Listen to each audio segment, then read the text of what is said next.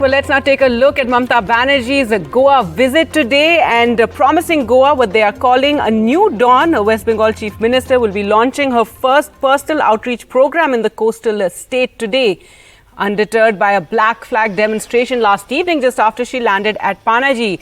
Goa is being seen as Mamta Banerjee is first big political step outside West Bengal, where she demolished the BJP earlier this year, and now in her target, the BJP government in Goa, which is hurtling towards assembly elections next year. The long-term target, of course, is New Delhi 2024. Well, let's go across to Moni Deepa, who joins us from the beach there in Panaji. Moni, tell us more about Mamta Banerjee's program today. Well, I don't know if she's going to be coming to the beach, which is where I am this morning, Miramar in Panaji town. She has a busy day.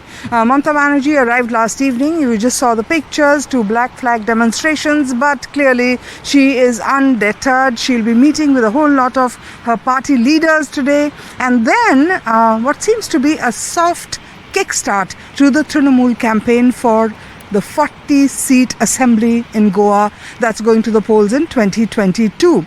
She's going to be meeting fisher folk at a fishing market, I believe. That is one of her first programs today. She'll be meeting party leaders, visiting temples later in the day, and then in the evening there is something of a civic reception. We don't know the guest list, but it seems like a soft kickstart. There's no political meeting, no public meeting which Mamta Banerjee will address. This seems to be the Trinamool Congress strategy.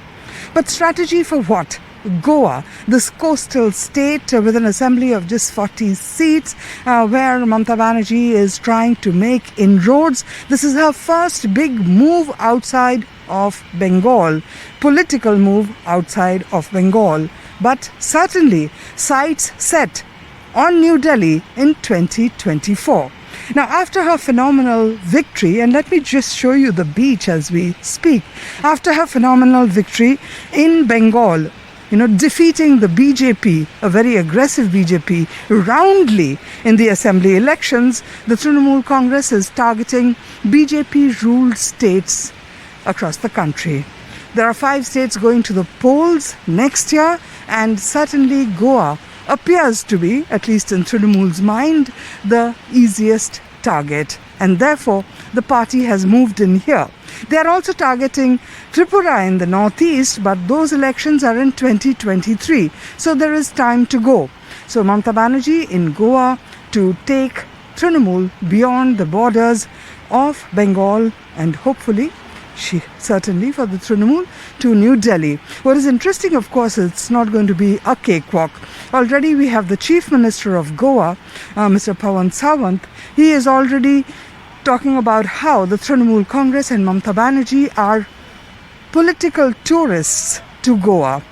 That's the BJP's stand, and they are not giving up the fight just yet. The Congress too is moving and shaking its pieces into place to try and put up a good fight, though they have lost their former Chief Minister, Mr. Luzino Filero, to the Trinamool Congress. Lots of politics lie ahead. There is the Goa Forward Party that is yet to decide who it is going with. Is it going with the Trinamool Congress, or will it go with the Congress? These issues may come under Mamta Banerjee's personal scanner today as she tries to put the pieces in place for Goa 2022. The other thing that strikes me as very interesting is that why Goa? What is the other significance of Goa? And that is, remember, Bengal loves that little saying about how what Bengal thinks today, India thinks tomorrow. Now, what probably Mamta Banerjee is hoping is that if Goa gives her a significant number, right, if not a victory, then perhaps, that trend will start across the country and sort of turn into a snowball towards 2024. Big hopes, big dreams for Goa by Mamta Banerjee. We'll have to see whether it works out or it is just a sand castle that I saw a child building All right, Moni Deepa, thanks so much for joining us with that. Moni there reporting from the beach there in Goa. Well, let's now go across to our guests. We're joined by Pramod Acharya, Editor-in-Chief, Prudent Media Goa, Devjani Bhattacharya, political analyst, someone who supports the BJP, and Tausif Ahmed Khan, a political analyst who supports the Trinamool. Pramod Acharya, first to you. Tell us, what has the reaction been, all this interest from the Trinamool and Mamta Banerjee making it the first state in which the Trinamool is giving this big push? It's very interesting because there was Congress here, is Aam Aadmi Party, which was trying to gain some foothold in Goa from almost a year now. And then, with just maybe 3 to 4 months left for the election, Trinamool has made a big bang entry. And if I may tell you that it is the IPAC team which is running all the operations on ground. There is Derek O'Brien, practically is located in Goa. He is going to be here for next 3 to 4 months. So they are very serious. You can see the hoardings of Mamta Didi put up all over the state. The hoarding war started a couple of days before she decided to come to Goa. When IPAC, through one of their official Facebook pages, released a cartoon where they showed Prime Minister, Union Home Minister and Chief Minister of Goa under Mamta Didi's chappal. And then that infuriated BJP a lot. The BJP was not paying any heed to these posters and huge propaganda that IPAC and TMC were doing together till that cartoon came out. And after that, there was a huge backlash. The posters were defaced across the state. And even yesterday, when almost 12 hours before her arrival, huge posters of Jai Shri Ram were put up next to the TMC posters by the BJP. And we see when she arrived at the airport, the black flags were shown to her, the chants where Jai Shri Ram were heard.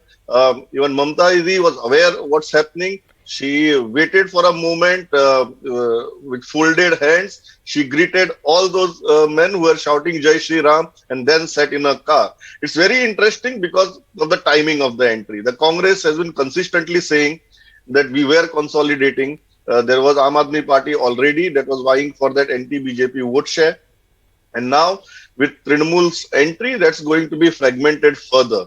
Right, Even it's been a setback to the Congress, hasn't it? Well, let's get Tausif Ahmed Khan in, and Trinamool Congress, they're making a big push for Goa, but it does seem by absorbing leaders from the Congress, and there's been also an increase in the sort of, back and forth between the Trinamool and Congress, given the situation in Goa and with Luzino Falero joining the Trinamool. Absolutely, Gargi. Trinamool has made a big push, because this is the need of the hour. This is the demand of the people. The entire country saw the minister himself, along with the Home Minister and other cabinet ministers, were campaigning in Bengal excessively. Record number of rallies were held, despite, in the pandemic situation. Yet BJP failed in Bengal. What was the reason? The reason was Mamata Banerjee. Because in the recent time, Indian politics has now shifted from, issue-based politics to personality-based politics. And when it comes to personality-based politics, Mamata Banerjee symbolizes a street-fighting spirit. Mamata Banerjee symbolizes women empowerment. Mamata Banerjee symbolizes law and order and development, as we can see in Bengal. And therefore, Mamata Banerjee is seen by the people of country as the only alternative who can defeat the divisive forces of BJP.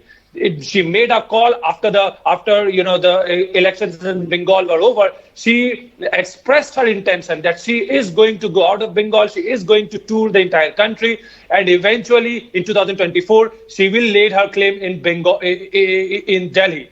And therefore, people are all big leaders rallying behind her. We have seen the former Goa Chief Minister. All right. Well, it's not necessary that the success that they've had in Bengal will necessarily translate in other parts of the country. And Goa is a whole new, electorate over there. Devjani Bhattacharya, your response to this big push by Mamta Banerjee, pushing in a small state like Goa and eventually aiming for Delhi? Yes. Good morning, Gargi. I tell you, this is politically, it's very interesting for me as a socio-political analyst and observer. As far as politics is concerned, this is very expected that she tried to diversify from Bengal and she is approaching a new state. This is fantastic, no problems. Only thing what I want to see is facts and figures speak louder than words. Like if you look at Bengal, then when Mamta Banerjee took it up, then the loan burden on government treasury was 1.86 lakhs crore, which, considering the inflation rate and present valuation, turns up to 3.47 these days. But in reality, the loan burden on West Bengal government treasury is 5.35 crore. All right. So You're talking about, the financial situation of Bengal, but also what Tausif spoke about, this personality-driven politics. Do you think this is something that will appeal in Goa? And do you think the BJP there is slightly worried, and that's why they're reacting in this manner to Mamta Banerjee's big push in Goa? Not that. If you look at the GST collection, West Bengal has 10 crore, more than 10 crore people residing here. But West Bengal's GST collection is almost half of Haryana, where Haryana has only 2.5 crore people. And if you look at West Bengal government's payment to its employees, government has kept 13 years dearness allowance due for the employees. And government doesn't appoint. If you look at West Bengal's health infrastructure, then on an average, one district of West Bengal has only 2 radiologists, and the reports of ultrasound, MRI, and CT scan are reached All by right, so these are of course very micro issues, and it remains to be seen how the BJP will talk about Mamta Banerjee's record, or what you're pointing out, certain failures in governance. But Pramod Acharya, what about the people of Goa? What has their sort of response been to this big push by Mamta Banerjee? And yes, what about this increased rivalry that we're seeing between the Congress and the Trinamool Congress? Recently, Prashant Kishore also making some statements about the BJP there in Goa. Number one, Congress was completely stunned by the arrival of TMC because they were dealing with the fact that there is a Aam Aadmi party which is already vying for an anti-BJP vote share. And everybody was talking about a split in the anti-BJP vote share in spite of more than 60% people wanting a change in government. BJP was consistently making one argument that our vote share is intact, and as long as our vote share is intact, we need not bother much. And in that scenario, TMC decided to make an entry, and just 3 to 4 months before the election. So that stunned Congress. What happened after that is they decided to break one of the senior most leaders of the Congress party, Luis Falero. And after that, it has been a consistent, may it be Aam Aadmi party or may it be TMC, it has been a consistent events after events breaking of Congress. None of these parties have been able to break BJP as of now. They haven't been able to break net any big BJP name or any big BJP leader, which is leading to people to believe that whatever is happening in the anti-BJP vote share or the anti-BJP space right now is only leading to further split.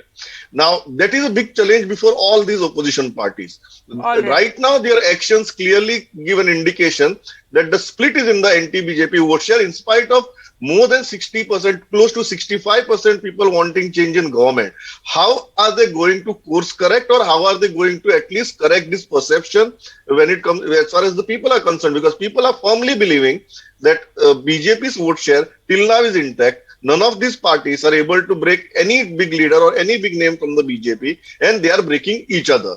So that's the scenario on the ground. That's a very interesting point you put there, and clearly Goa is, the state to watch out for with all these different players entering this time around with the Trinamool and Aam Aadmi party. I'm completely out of time. Thank you so much all for joining us on the program this morning.